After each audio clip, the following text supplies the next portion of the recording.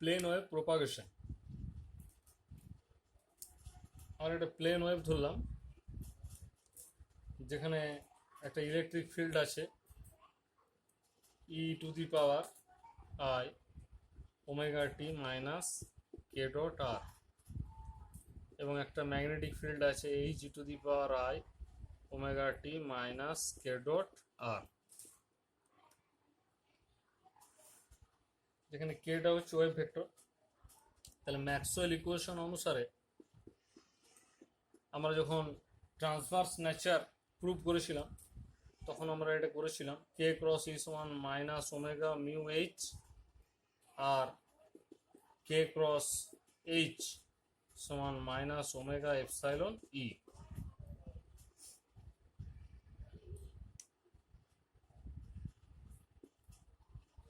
তাহলে আমরা K cross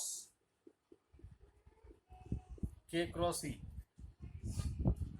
যদি করে দিই তাহলে কে ভেক্টর সমান omega by C N S at.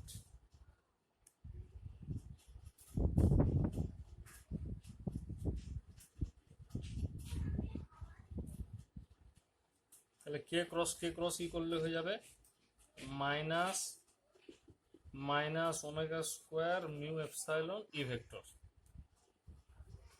দুটোকে একদিকে নিয়ে চলে গেলে আমরা যে ইকুয়েশনটা পাবো সেই ইকুয়েশনে যে এপসাইলনটা সেটা আমরা শুধু যদি প্রিন্সিপাল অ্যাক্সিস বরাবর যদি শুধু ধরি তাহলে অফ ডায়াগোনাল এলিমেন্টগুলো জিরো হয়ে যাবে। এটা হচ্ছে ডাইইলেকট্রিক পারমিটিভিটি।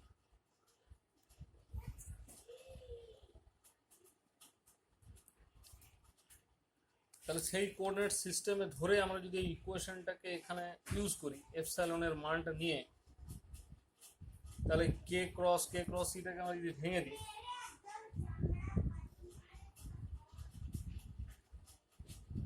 তাহলে এটা হবে ওমেগা স্কোয়ার মিউ এপসাইলনের জন্য প্রথমে হবে এপসাইলন এক্স।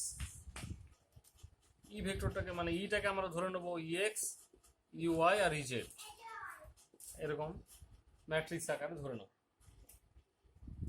আর কে স্কোয়ার আসবে যেটা সেটাকে এখান থেকে লিখবো কে Y square minus K Z square. এই টার্মটা জিরো আসে মানে এই টার্মটা সেখানে থাকবে না, শুধু এই টার্মটার জন্য আসবে। এটা আসবে কে এক্স কে ওয়াই, এটা আসবে কে এক্স কে জেড। ঠিক তেমনিভাবে আমরা বাকি টার্মগুলো এরকমভাবে লিখে ফেলতে পারবো omega square mu epsilon Y minus K X square minus K Z square K Y K Z, এরকম করে আমরা বাকি টার্মগুলো লিখে ফেলতে পারবো। এখানে ইটাকে আমরা এখানেও ই আসে এদিকেও ই আসে, তাহলে ইটাকে আমরা ইএক্স ইউআই ইজেড কমন নিয়ে নিলে এটা জিরো হয়ে যাবে। তাহলে এই ম্যাট্রিক্সে যদি নন ট্রিভিয়াল সলিউশন পেতে হয় তাহলে এই ডিটারমিনেন্টটাকে জিরো হতে হবে, এবং সেই ডিটারমিনেন্টটা আমাদের একটা 3 ডাইমেনশনাল সারফেসকে রিপ্রেজেন্ট করবে, যে সারফেসটাকে বলা হচ্ছে কে স্পেস বা মোমেন্টাম স্পেস। এই সারফেসটাকে বলা হয় নর্মাল সারফেস, এবং এটা দুটো সেল নিয়ে থাকবে এবং 4টে পয়েন্ট এখানে কমন থাকবে।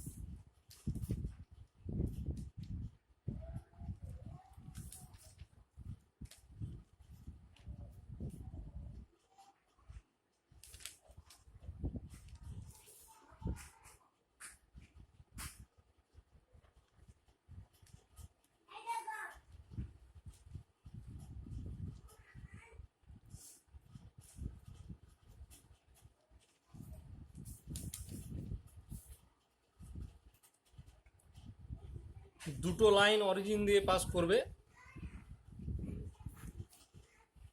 এবং এই পয়েন্টগুলোকে বলা হবে অপটিক অ্যাক্সিস, মানে অরিজিন দিয়ে এবং ওই 4টে যে কমন পয়েন্ট সেই 4টে কমন পয়েন্ট দিয়ে পাস করবে সেই লাইনগুলোকে বলা হবে অপটিক অ্যাক্সিস।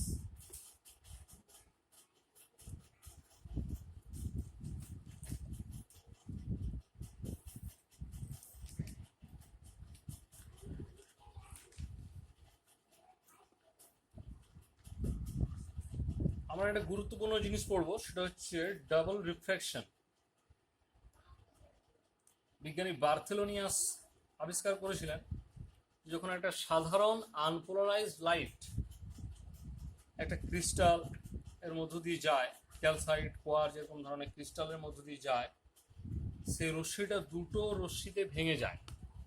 তাদের একটা রশ্মি সাধারণ আলোর যে সূত্র, সেই সূত্রগুলো মেনে চলে এবং সেই রশ্মিটাকে বলা হয় অর্ডিনারি রে। আর একটা রশ্মি এই সূত্রগুলো মেনে চলে না, সেই রশ্মিটাকে বলা হয় এক্সট্রা অর্ডিনারি রে।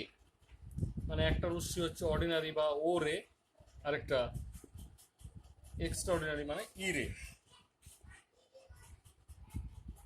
এই ই এবং ও রে দুটোই কিন্তু প্লেন পোলারাইজড, যাদের ভাইব্রেশনগুলো হচ্ছে ই রের ক্ষেত্রে সেটা প্রিন্সিপাল সেকশন বরাবর, আর ও রের ক্ষেত্রে সেটা প্রিন্সিপাল সেকশনের সাথে পারপেন্ডিকুলার। প্রিন্সিপাল সেকশন মানে প্রধান ছেদ। মানে আমরা যদি এরকম একটা ক্রিস্টাল থাকে, এই ক্রিস্টাল থেকে আমরা যদি একটা এরকম যদি পিস কেটে নিই, সেইটা হয়ে যাবে একটা প্রিন্সিপাল সেকশন।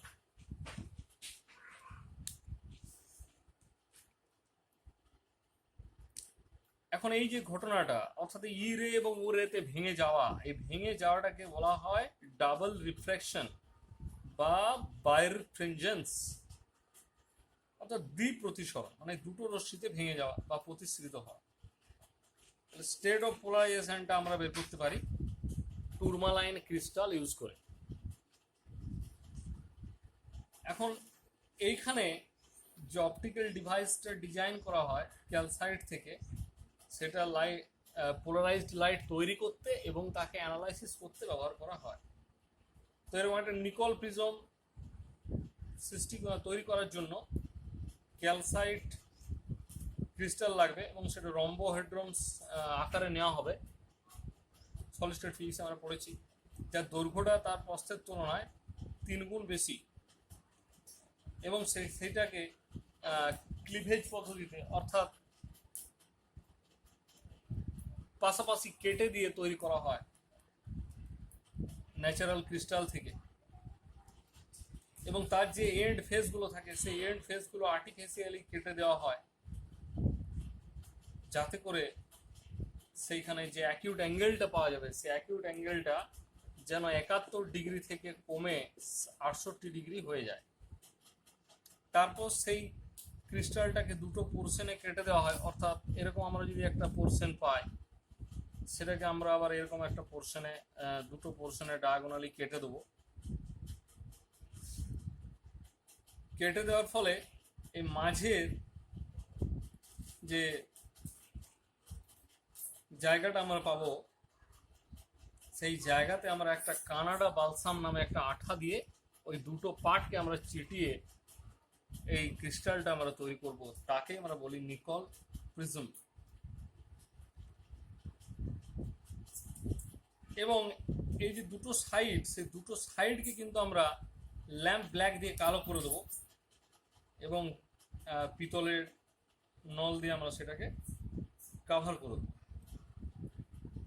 আর এই দুটো এন্ড ফেস কিন্তু ওপেন থাকবে, অর্থাৎ একটা দিয়ে লাইট ঢুকবে আর একটা দিয়ে পাস করবে। আর এই সারফেসগুলো, অর্থাৎ উপর আর নিচ সারফেসগুলো আমাদের কিন্তু ব্ল্যাক করা থাকবে।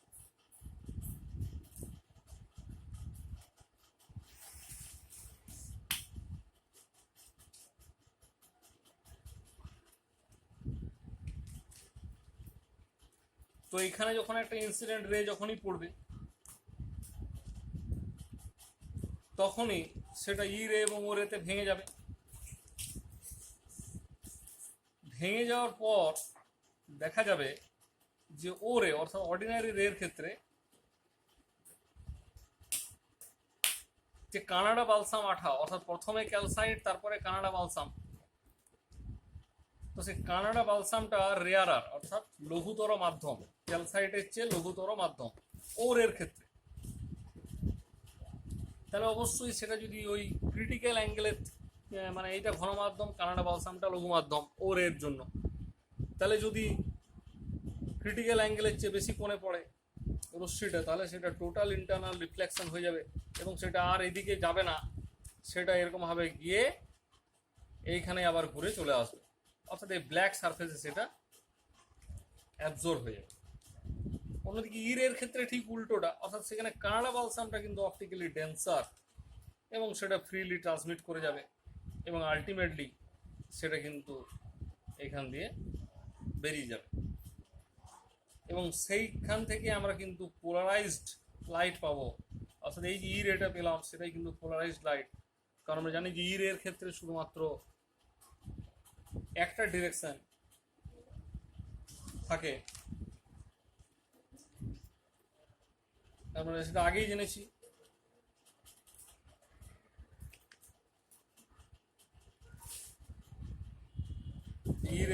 এটা হচ্ছে প্রিন্সিপাল সেকশন বরাবর পোলারাইজড হয়, পোলারাইজড। অন্যদিকে ও রেটা তার সাথে পারপেন্ডিকুলার, তো সেটাকে আমরা আটকে দিলাম, তাহলে শুধুমাত্র রেটা বেরিয়ে এলো, অর্থাৎ সেটা পোলারাইজড লাইট তৈরি হয়ে গেল।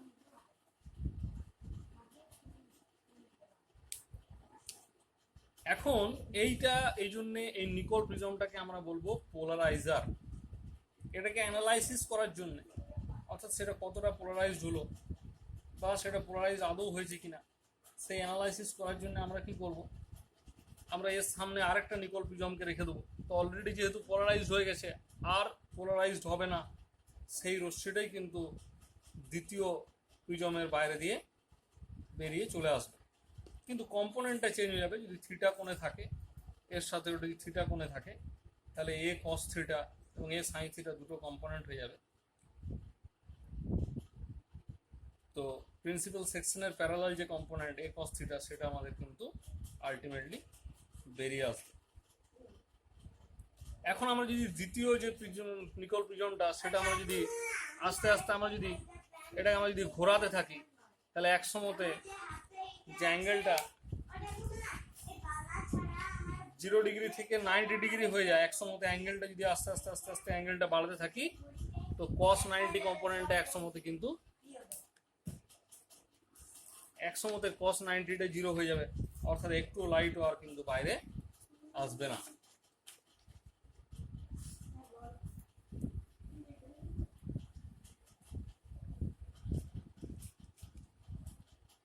রিটারডেশন প্লেট, একটা প্লেট যেটা ডাবল রিফ্র্যাক্টিং ক্রিস্টাল দিয়ে বানানো,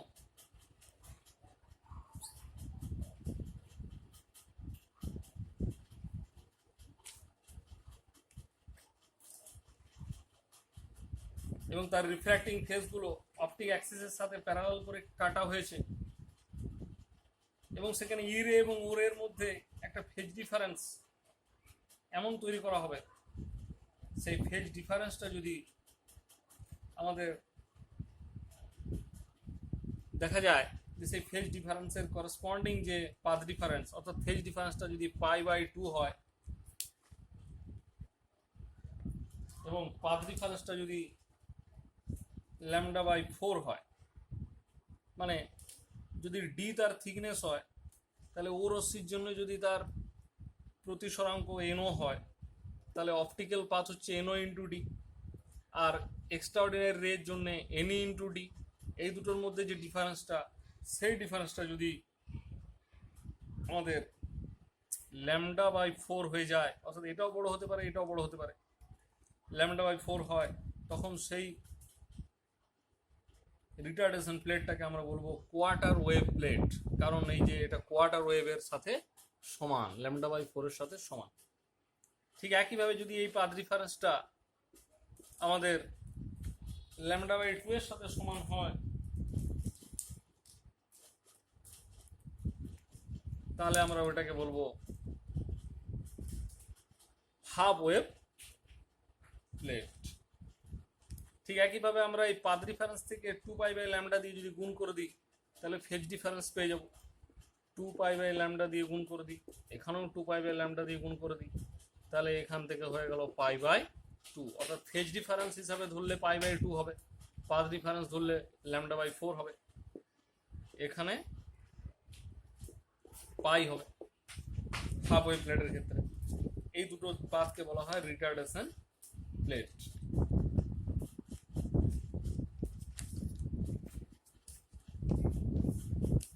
পদার্থের ক্ষেত্রে দেখা যায় যে কিছু কিছু ক্রিস্টাল, সেখানে যদি দেখা যায় যে প্লেন অফ ভাইব্রেশনটা রোটেশন যদি করে, একটা প্লেন পোলারাইজড লাইটকে তার মধ্য দিয়ে পাঠানো হলো, সেরকম যদি রোটেশন করে, সেই পদার্থটাকে তখন ধরে নেওয়া হয় সেটা অপটিক্যালি অ্যাক্টিভ সাবস্টেন্স। সেই রোটেশনটা কখনো ডান দিকে হতে পারে, কখনো বাঁ দিকে হতে পারে, মানে ডেক্সট্রো রোটেটারি হতে পারে বা লিভো রোটেটারি হতে পারে। যেমন সুগার সলিউশন, সুক্রোজ সলিউশন, এই সলিউশনগুলো দিয়েও এটা আমরা দেখাতে পারি, যেটা পোলারিমিটার যন্ত্রের প্র্যাকটিক্যালে কিন্তু দেখানো যায়। নেক্সট হচ্ছে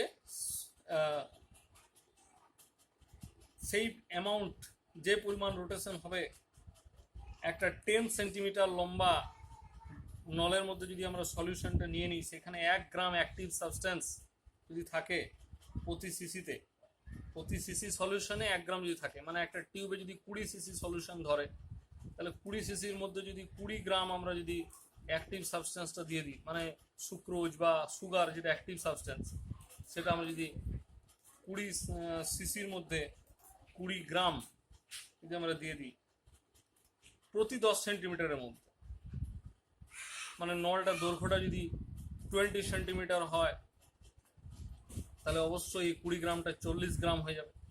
তখন যে পরিমাণ রোটেশনটা হবে, সেই রোটেশনটাকে বলা হয় স্পেসিফিক রোটেশন।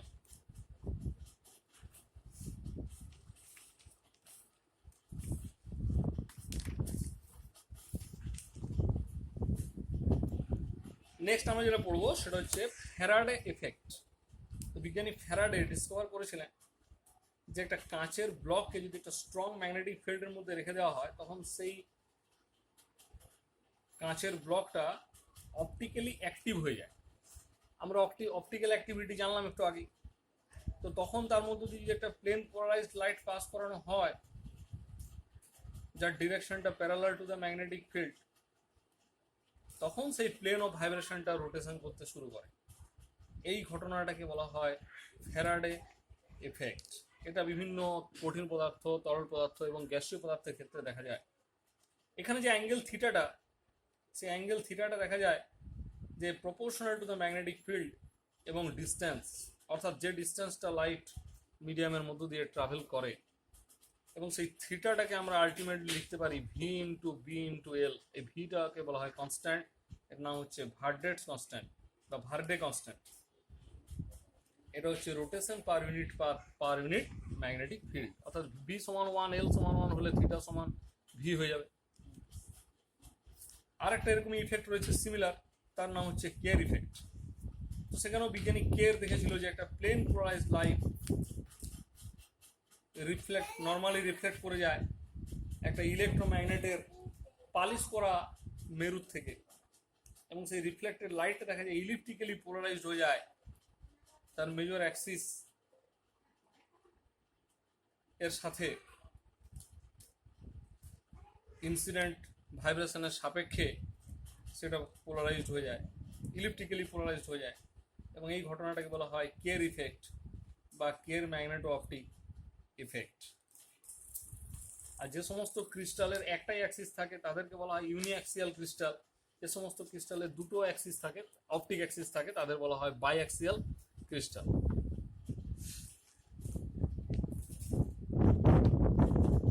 রোটেটরি পোলারাইজেশন বা ফ্রেনেলের থিওরি অফ অপটিক্যাল অ্যাক্টিভিটি। বিজ্ঞানী ফ্রেনেল এর মতামত অনুসারে একটা প্লেন পোলারাইজড লাইটকে দুটো ইকুয়াল এবং অপোজিটলি সার্কুলারলি পোলারাইজড লাইটের সুপার পজিশন হিসাবে ধরা যেতে পারে। সেটা দেখানোর জন্যে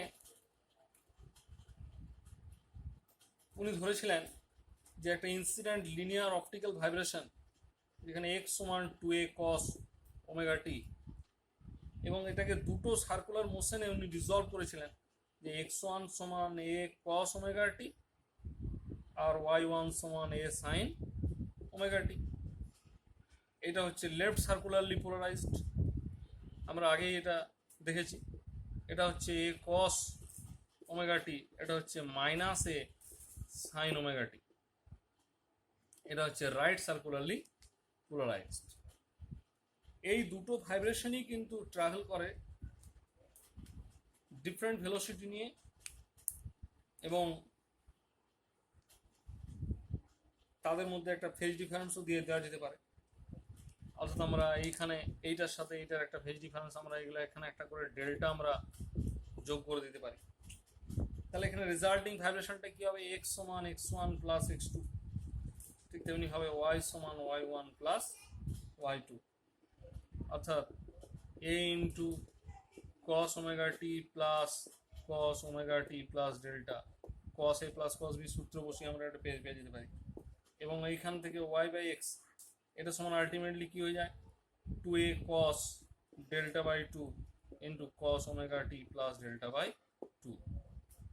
ঠিক তেমনি হবে ওয়াইটা পেয়ে যাবো minus two A sine delta by two cos omega T plus delta by two. তাহলে ওয়াই বাই এক্স সমান পেয়ে যাবো tan of minus delta by two. তাহলে এই যে ইমার্জেন্ট লাইটটা আমরা পেয়ে যাবো ওয়াই সমান একটা এমএক্স এর মতো সমীকরণ, যেটা এক্স অ্যাক্সিসের সাথে minus delta by two angle তৈরি করছে।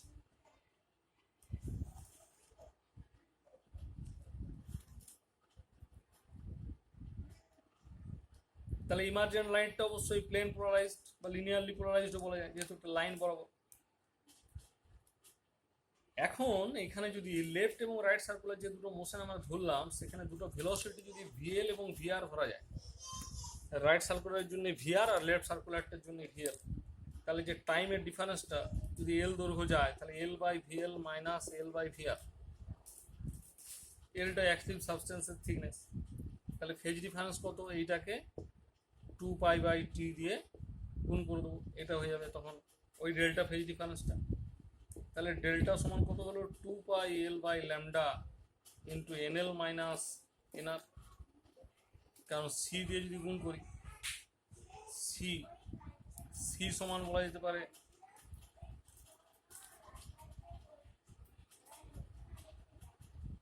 N into C by V সমান এন, রিফ্র্যাক্টিভ ইন্ডেক্স। তাহলে লেফট সার্কুলারের জন্য একটা রিফ্র্যাক্টিভ ইন্ডেক্স, রাইট সাইড সার্কুলারের জন্য একটা রিফ্র্যাক্টিভ ইন্ডেক্স। আবার ডেল্টা সমান 2 pi L into 1 by lambda L minus 1 by lambda R, এটাও বলা যায়। তাহলে এখানে যে রোটেশন অফ দ্য প্লেন ভাইব্রেশনটা কত না, সেইটা হয়ে যাবে কিন্তু আমরা পেয়েছি আগে, সেটা হচ্ছে ডেল্টা বাই টু। সেই ডেল্টা বাই টুটাই হচ্ছে আমরা ধরে নিলাম ফাই, সমান হচ্ছে pi L into delta lambda by lambda square, মানে যে ল্যামডার যে পার্থক্যটা সেটাকে ডেল্টা ল্যামডা বললাম। তার মানে দেখা যাচ্ছে যে সেই ফাইটা এল এর সাথে ভ্যারি করছে এবং ল্যামডা স্কোয়ারের সাথে ইনভার্সলি ভ্যারি করছে। অর্থাৎ একটা প্লেন ওয়েভ যে দুটো সার্কুলারলি পোলারাইজড ওয়েভের সুপার পজিশনের ফলে তৈরি হচ্ছে, সেটা এখান থেকে বোঝা যাচ্ছে। এরকমই আরেকটা ইফেক্ট আছে, সেটা হচ্ছে পকেল এফেক্ট। সেই বিজ্ঞানী পকেল দেখিয়েছিলেন যে একটা ইলেকট্রিক ফিল্ডকে যদি একটা পিজো ইলেকট্রিক ক্রিস্টালের মধ্য দিয়ে বা উপর দিয়ে প্রয়োগ করা হয়, তাহলে সেই পিজো ইলেকট্রিক ক্রিস্টালটা বাইরেফ্রিনজেন্ট হয়ে যাবে বা দ্বিপ্রতিসরণ দেখাবে, কিন্তু কিছু কিছু ডিরেকশনে, সব ডিরেকশনেই কিন্তু সেটা বাইরেফ্রিনজেন্স ঘটনাটা দেখাবে না। তো যখন একটা ইলেকট্রিক ফিল্ড সেটার উপরে ইমপ্রেস মানে সেই ডিরেকশনগুলোতে দেওয়া হবে, সেই ডিরেকশনেই সে কিন্তু ওই ডাবল রিফ্লেকশনটা দেখা যাবে।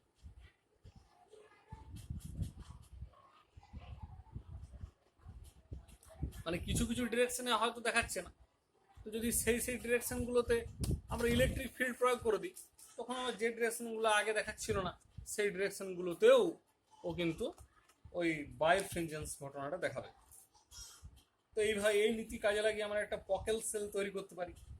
সেই পকেল সেলটার মধ্যে অবশ্যই একটা পিজো ইলেকট্রিক ক্রিস্টাল থাকবে, যেটা লিথিয়াম নায়াবেট দিয়ে তৈরি, এবং সেটা দুটো ক্রসড পোলারাইজার তৈরি। ক্রস পোলারাইজার মানে একটার অপটিক অ্যাক্সিস আর একটার অপটিক অ্যাক্সিসের সাথে পুরোপুরি পারপেন্ডিকুলার হবে, এবং ট্রান্সপারেন্ট ইলেকট্রোড লাগানো থাকবে দুদিকে, অর্থাৎ thin conducting coating of tin oxide.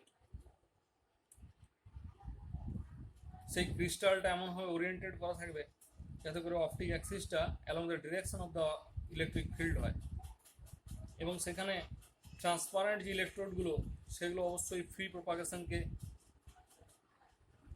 Ensure করবে। তাহলে সেখানে যে বায়োফিনজেন্সটা ইন্ডিউস হবে ক্রিস্টালের মধ্যে, সেটা প্রপোর্শনাল টু দ্য ফিল্ড হবে। অর্থাৎ এখানে ডেল্টা মিউ সমান কে ইন্টু ই আকারে লেখা যায়। এই ইফেক্ট থেকে বোঝানো যায় যে Pockels effect is a linear effect.